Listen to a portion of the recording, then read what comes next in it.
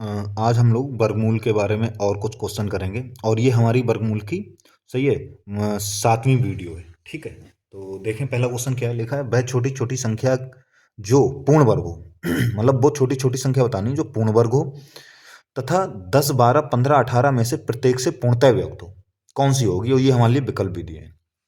तो एक चीज हमेशा ध्यान रखना, अगर किसी भी सवाल में ये लिखा हो जो संख्या दी हो, जैसे संख्या क्या दी 10 12 15 18 दिए, 10 12 15 में से प्रत्येक से पूर्णतः व्यक्त हो, कहने मतलब 10 12 15 18 से वो संख्या जो हो वो पूरी पूरी विभाजित हो, पूरी पूरी भाग हो रही हो। अगर ऐसा कहा जाता है तो सबसे पहला काम यही किया जाता है कि उन संख्याएं जो दी हैं उनका लासा निकाला जाता है, क्योंकि इसमें दिया है 10 12 15 18 में से प्रत्येक से पूर्णतः विभक्त हो, मतलब 10 से भी विभक्त हो, 12 से भी हो, 15 से भी हो, 18 से भी हो।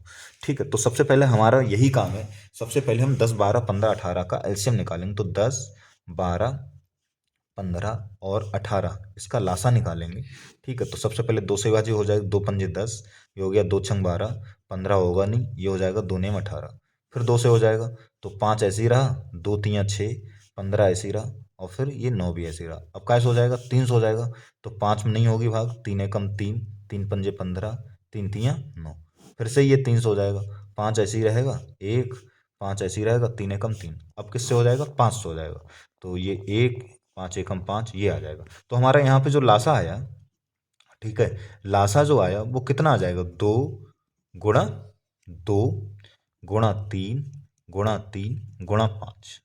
और ये हमारी गुणा करेंगे तो ये आ जाएगा 2 दूनी 4, 4 तियाँ 12 पंजे 60 तियाँ 180 आया। अब जरा ध्यान देखो क्या है ये 180 जो लासा आया है, इसका मतलब क्या है। इसका मतलब ये है कि ये 180 जो है ये 10 से पूर्णतः विभाजित होगा। जो 10 से भाग करो, जीरो जीरो कट गया, सही है। 18 ये पूर्णतः विभाजित हो, 12 से भाग करोगे पूर्णतः विभाजित हो, 12 एकम 12, 6 12 पंजे 60, 15 से 15 एकम 15, 3 15 दूनी 30 पूर्णतः विभाजित, 18 से करोगे 18 हम 180, 18 से पूर्णतः विभाजित होगा। यही लासा मतलब होता है। मतलब ये जो है 10 12 15 18 से 180 जो है वो छोटी छोटी वो संख्या है 180 जो 10 12 15 18 से पूर्णतया विभाजित होगी। इतना काम हो गया। अब आगे क्या करना है, अब हमें ये भी बताना है वो संख्या पूर्ण वर्ग भी हो, वो संख्या पूर्ण वर्ग भी हो। तो पूर्ण वर्ग हो तो उसके लिए जरा देखें, पूर्ण वर्ग के लिए तो जोड़े बनने चाहिए। देखो एक ये पेयर बन गया, एक ये पेयर बन गया, ये 5 का पेयर नहीं बना, 5 पेयर नहीं बना, और जब तक पेयर नहीं बना तब तक जोड़े नहीं बनेंगे, और जोड़े नहीं बनेंगे तो पूर्ण वर्ग संख्या नहीं होगी। तो पेयर बनाने के लिए इसको हमें कैसे गुणा करनी पड़ेगी, इसको हमें गुणा करनी पड़ेगी 5 से। कैसे गुणा करनी पड़ेगी, 5 से। जैसे ही 5 से गुणा करोगे पेयर बन जाएगा। लेकिन अब थोड़ा यहाँ पे देखो, देखो एक चीज और ये ध्यान रखना है कि जो भी लासा संख्या आती है, अब इसमें आप किसी से भी गुणा कर दो। जैसे 180 लासा आया तो 10 12 15 इसे पूर्णतः विभाजित कर रहा है।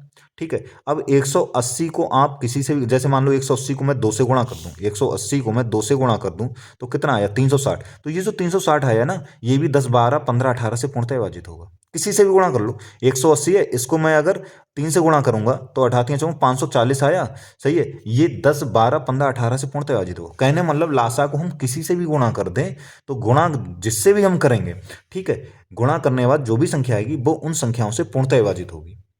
तो हमें करना ये था कि संख्या पूर्ण वर्ग बनाना था, और पूर्ण वर्ग बनाने के लिए हमें कैसे गुणा करनी पड़ेगी, इसको 5 से गुणा करनी पड़ेगी। और इसको हम जब 5 से गुणा करेंगे, 5 से गुणा करेंगे तो ये कितना आ जाएगा, 900 आ जाएगा। और 900 आया तो ये संख्या पूर्ण वर्ग हो गई। पूर्ण वर्ग हो गई तो हमें यही बताना था कि वो संख्या पूर्ण वर्ग हो गई, और 10 12 15 18 से पूर्णतः विभाजित भी हो। तो 10 से भी पूर्णतः विभाजित होगी, 12 से भी होगी, 15 से भी होगी, और 18 से भी होगी। तो हमारा इसका आंसर क्या हो जाएगा, 900 हो जाएगा। हमारा कौन सा विकल्प सही है, सी विकल्प हमारा सही है। अगला क्वेश्चन देखें।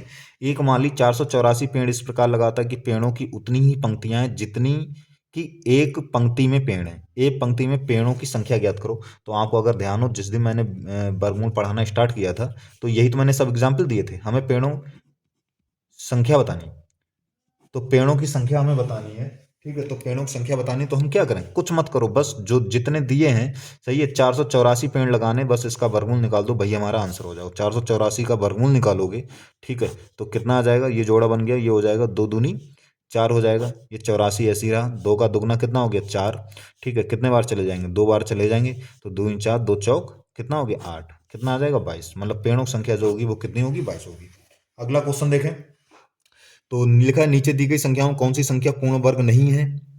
सही है। या ये चौथा क्वेश्चन की कौन सी संख्या प्राकृत संख्या का वर्ग नहीं है। तो अगर आपको ध्यान हो तो मैंने जब वर्गमूल की पहली वीडियो बनाई थी तो उसमें मैंने आपको बताया था, अगर किसी संख्या के में इकाई अंक जीरो, किसी भी संख्या में इकाई अंक क्या आ जाए, जीरो आ जाए, एक आ जाए, ठीक है, इसके बाद चार आ जाए, पाँच आ जाए, छः आ जाए और नौ आ जाए, कोई भी संख्या है अगर उसमें इकाई अंक जीरो, एक, चार, पाँच, छः, नौ आते हैं तो वो संख्या कि वो संख्या जो होती हैं वो किसी ना किसी संख्या का वर्ग जरूर होती हैं।